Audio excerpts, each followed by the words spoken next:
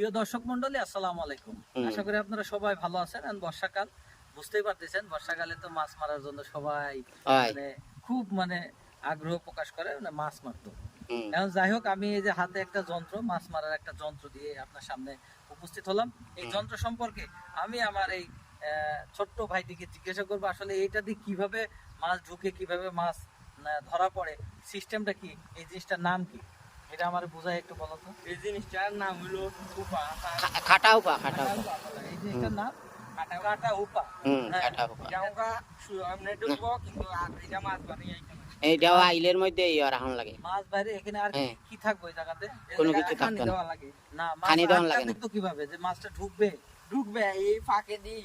আর খান খাটা আছে না, খান খাটা কেন লাগে লিগার পারি।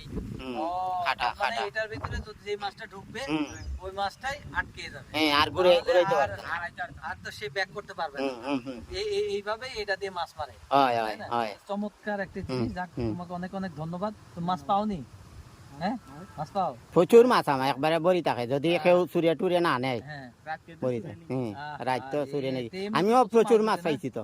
আচ্ছা, আমিও অভাবে কিন্তু প্রচুর মাছ পাইছি। তাই নাকি? আচ্ছা।